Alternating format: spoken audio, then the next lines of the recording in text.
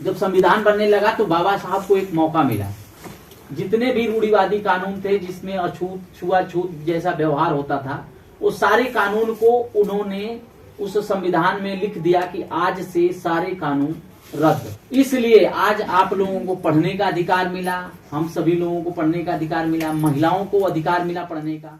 ये है मनोज, वाराणसी जिले के चौबेपुर के एक छोटे से गांव पंडापुर में रहने वाले मनोज यादव अपने जुनून और जिद से सैकड़ों बच्चों को स्कूल जाने के लिए न केवल प्रेरित कर रहे हैं, बल्कि उनके द्वारा प्रेरित हुए बच्चे हाई स्कूल और इंटर तक पहुंचकर अपनी पढ़ाई जारी रखे हुए हैं।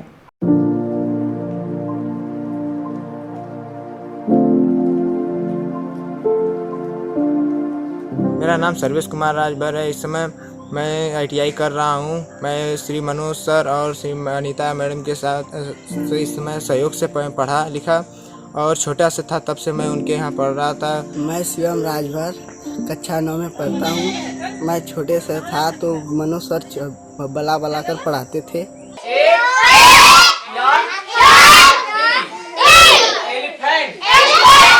हर बच्चा स्कूल जाए और शिक्षित हो, इस बात की चर्चा हर जागरूक नेता और आम आदमी करता है, लेकिन शायद ही किसी तरह एक भी बच्चे को स्कूल भेज पाने के लिए प्रेरित कर पाते हों।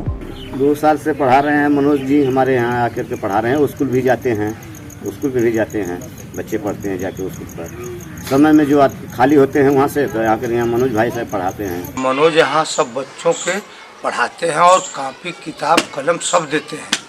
बच्चों को जो सुविधा जो है नहीं रहता उसको मांग के लिए आकर देते हैं। बेचारे बहुत अच्छा आदमी है भाई, हमारे गांव के जो है वो विकास कर रहे हैं।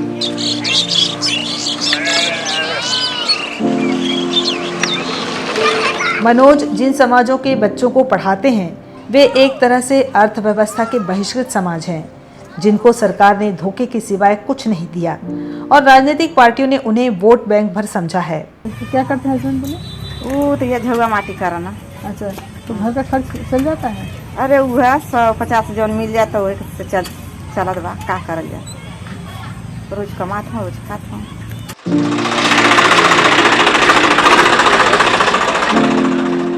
पंडापुर गांव की आबादी लगभग 2000 है। नट, पासी, राजभर, यादव बाहुल्य समुदाय वाले इस गांव में इन समुदायों के अधिकतर लोग मजदूरी करते हैं और अनपढ़ हैं। शिक्षा के प्रति जागरूकता कम होने की वजह से इनके बच्चे स्कूल नहीं पहुंच पाते। हमको भी स्कूल ना जाते। क्यों?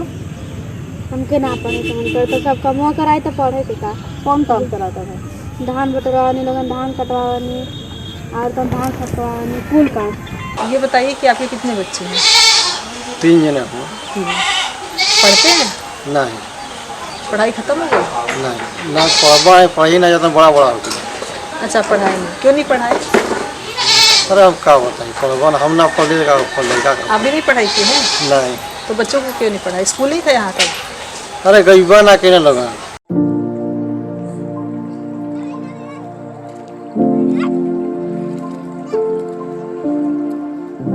मनोज ने अपने गांव के साथ साथ अपने आसपास के गांव में बच्चों को शिक्षित करने के लिए एक मुहिम चलाई, जिसका नाम है मिशन स्कूल चलो अभियान, जिसमें आज लगभग आसपास के 4-5 गांव के 400 बच्चे जुड़ गए हैं, जिन्होंने यहां आने से पहले कभी स्कूल में कदम तक नहीं रखा था। पढ़ना बच्चे नहीं चाहते थे। वो ऐसे बच्चे थे जिनके मम्मी पापा भीख मांगने जा रहे हैं, तो मजदूरी करने जा रहे हैं, या बच्चे कबाड़ बीनने जा रहे हैं, वो कबाड़ बीन के पैसे ला देते थे।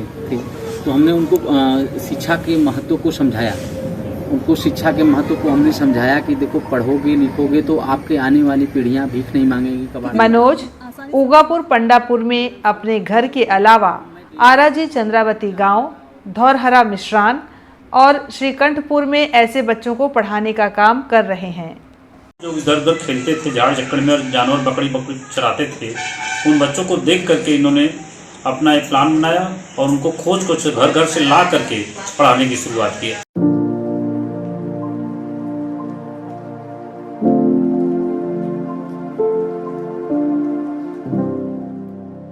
मनोज जिन 4 गांवों में पढ़ाते हैं उनमें से यह कादीपुर गांव है। यहाँ 2 बच्चों को छोड़कर सारे 40-45 बच्चे मूसर समाज से हैं। आज बाबा साहब भीमराव अंबेडकर का परिनिर्वाण दिवस है। मनोज मुसहर समुदाय के बच्चों के साथ मिलकर बाबा भीमराव अंबेडकर का परिनिर्वाण दिवस मना रहे हैं। बाबा साहेब, बाबा साहेब, बाबा साहेब, बाबा साहेब, बाबा साहेब।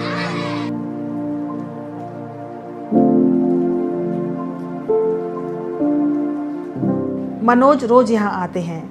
जब मनोज यहाँ नहीं आ पाते तो पढ़ाने की जिम्मेदारी निशा और डिम्पल की होती है। निशा और डिम्पल इंटरमीडिएट की पढ़ाई कर रही हैं। हम मनोज सर से जुड़े हैं, मतलब अपने पढ़ाई के लिए उनके साथ जुड़े हैं, पढ़ाने के लिए बच्चों को फ्री में पढ़ाते हैं। मनोज सर हम लोग की पढ़ने लिखने की सहायता करते हैं और हम लोग मनोज सर का सहायता कर रहे हैं। मनोज एक साधारण किसान परिवार से ताल्लुक़ रखते हैं। ये बचपन से ही पढ़ाई को लेकर बहुत संजीदा थे। ये IAS बनना चाहते थे, लेकिन कमज़ोर आर्थिक स्थिति और परिवार की समस्याओं ने इनके सपने को घुटने टेकने पर मजबूर कर दिया। जैसे तैसे 12वीं की पढ़ाई करने के बाद इन्होंने BHU से स्नातक किया। मैं BHU का पूर्व छात्र रहा हूँ। BHU से पढ़ाई कर रहा था, वहाँ से मेरी पढ़ाई छूट गई आर्थिक समस्या की वजह से। मैं घर वापस आया और घर वापस आया तो हमारे दिल में एक ठेस था कि मेरी पढ़ाई छूट गई। तो मैंने ये सोचा कि मेरी पढ़ाई तो छूट गई, लेकिन और आने वाले बच्चों की पढ़ाई नहीं छूटनी चाहिए। तो हमने अपने आसपास के क्षेत्र में देखा तो हमारे गांव के बच्चे घूम रहे थे, टहल रहे थे। मैं BHU में पढ़ा था तो मुझे यह समझ तो आ गया था कि पढ़ाई का क्या महत्व है और BHU तक ये बच्चे कैसे पहुंचेंगे। तो हमने एक प्रयास किया कि यहाँ के जो जितने भी बच्चे घूम टहल रहे थे उनको हमने अपने घर पर बुला के पढ़ाना शुरू किया। इस काम में उनकी पत्नी अनीता यादव भी बराबर की सहभागी हैं। शादी के बाद ससुराल आने से पहले तो अनीता को लगा कि पता नहीं मनोज क्या काम कर रहे हैं, लेकिन धीरे धीरे उनके काम के महत्व को समझते हुए पूरी तरह उनका सहयोग करने लगी। और जो बड़े बच्चे हैं उन लोग से, जिनको 10 तक आता है उन लोग से हम 15 तक पूछेंगे। कल याद हो जाएगा ना? पहले तो हम लोग बहुत हिचकिचाते थे कि ये कैसा काम कर रहे हैं, किस टाइप का कार्य करवा रहे हैं, हम इसे समझ नहीं पाते थे। लेकिन धीरे धीरे कार्य को करते हुए हमें ये सीख मिली अच्छा लगा कि हाँ हम लोग समाज के लिए कुछ कर रहे हैं। कुछ जो भी शिक्षा है, जो भी नॉलेज है हम लोग बच्चों को हम लोग दे रहे हैं और बहुत अच्छा लगा। और सर हमारे जाते रहते हैं बच्चों को गाँव में कर लेकर आते हैं, तो हम और एक हमारे टीचर मिलकर हम लोग बच्चों को डेली शाम को 4 से 6-7 बजे तक हम लोग कोचिंग सेंटर में चलाने का कार्य करते हैं।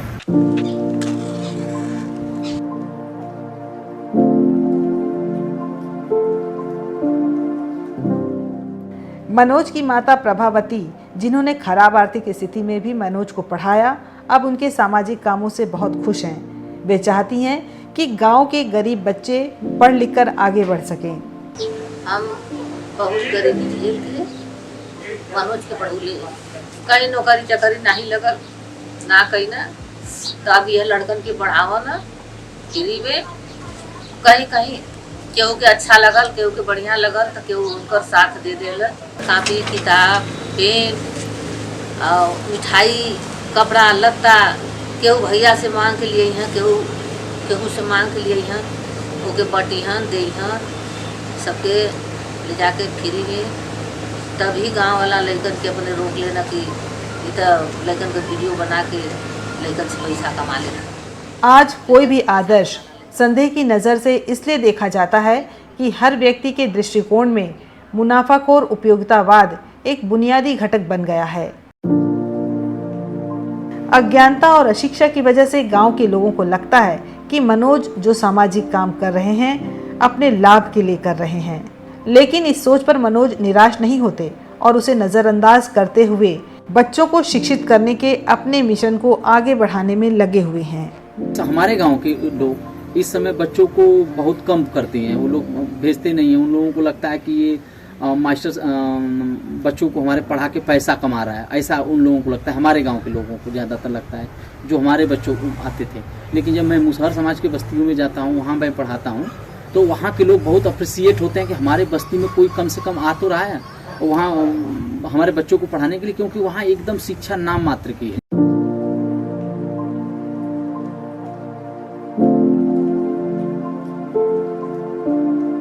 मैं समझती हूँ कि सामाजिक कार्य करने वालों के लिए किसी भी तरह का संदेह नहीं होना चाहिए।